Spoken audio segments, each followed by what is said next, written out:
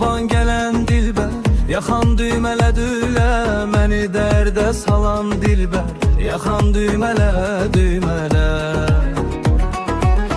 Al giyib yaşıl bürünə,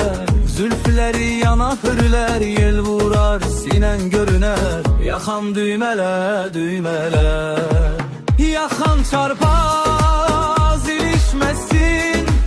heç kim dinib danışmasın,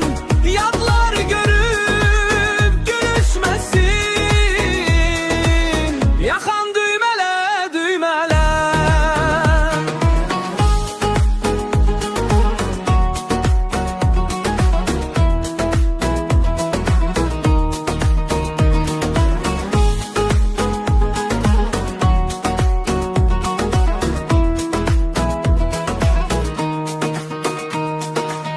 Köynəyinin gülü yaşıl, süsən sümbülə dolaşır, gözəllik sənə yaraşır, yakan düymele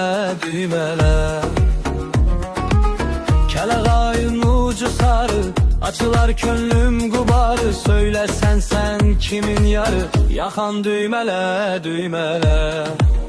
Yakan çarpaz ilişməsin, heç kim dinib danışmasın,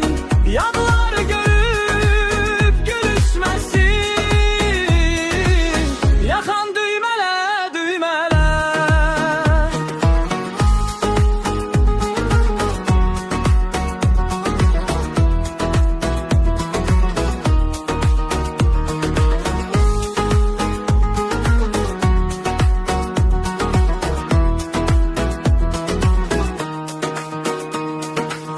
Kərəm sənə nələr demiş, dil dodağın qəndi yemiş, kətan köynək bəndi gümüş, yakan düymele